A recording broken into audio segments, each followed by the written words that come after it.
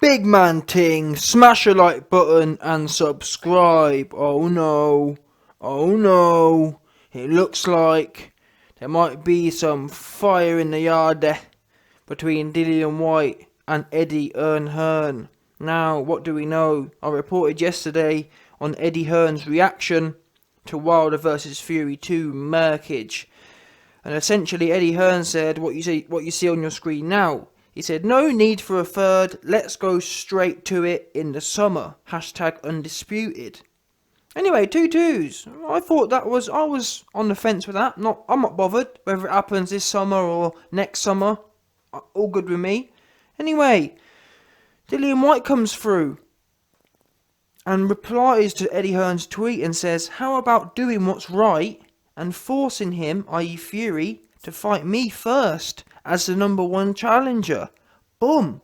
And that completely took me by storm because, I've done both my reactions too. Dillian Whyte had his own reaction to Wilder vs Fury 2. And he reacted to that by saying, Fury, it's me versus you. But I hadn't even put 2 and 2 together, really. Thinking about the implications of Hearn pushing the unification and then kind of mugging off Dillian Whyte.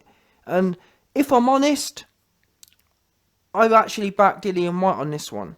And that's because I'm slightly biased. I actually want this Fury versus AJ to mature a bit. I think it's too new. Wilder, Fury, most of us thought, let's get it right, most of us AJ fans thought Fury was finished. Do you understand that? So with that in mind, I want to see Fury, yeah, he's had a great performance against Wilder. I want to see him go on and do a few more. Having one great performance for me, that doesn't build hype. I want to see, like for example, AJ, he now needs to go out and knock Pulev and knock Usyk out. He's just come off a 12-round decision. He's not, yeah, the pay-per-view numbers are great, but he's not burning at his peak. Do you know what I'm saying? When you think about how he was bubbling after Klitschko and after Povetkin and stuff like that, this fight needs to go on after both men have had a string of emphatic wins.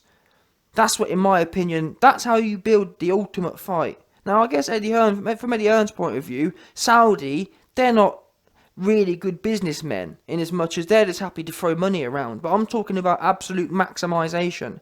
If AJ versus Fury wants to be the biggest, I believe AJ should have two fights, 2 good knockout fights, and Fury should have another 1 or 2 knockout fights.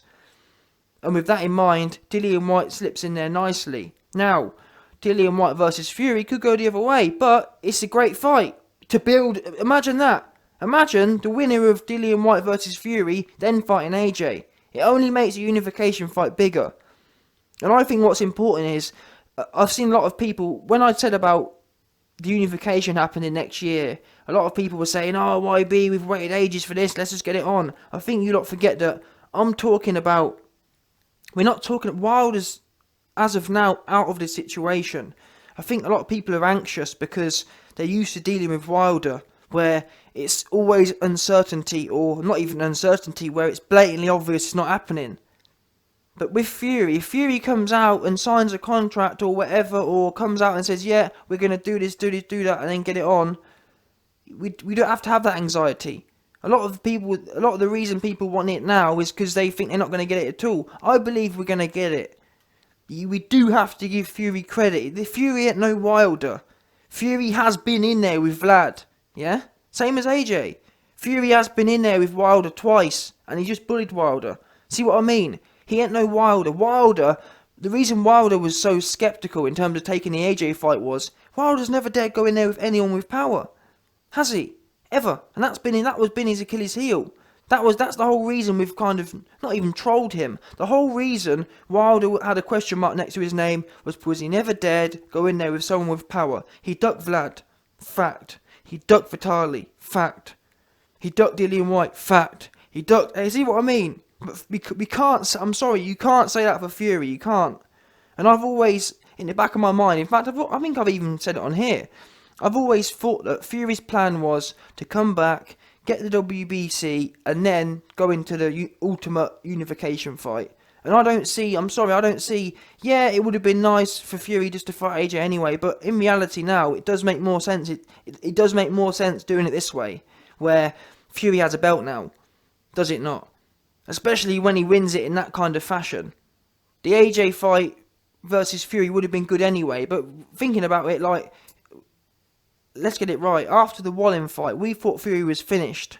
Imagine how exciting it's going to be now, thinking about AJ versus Fury, thinking about AJ versus this Fury. See what I mean? Like, AJ versus the Fury versus Wallin.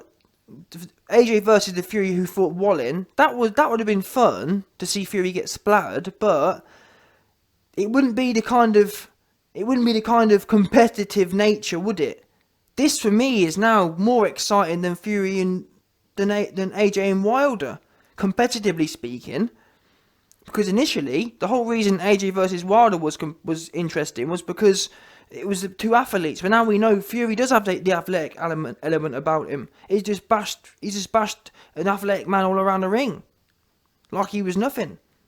But anyway, I've digressed massively. Dillian Whyte, Eddie Hearn. I think I agree with Dillian Whyte. I don't. Then again, this is just Twitter. Eddie Hearn's putting out sound bites.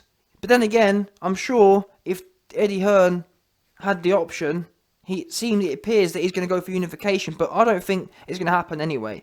If I had to bet, Wilder is going to execute the rematch clause.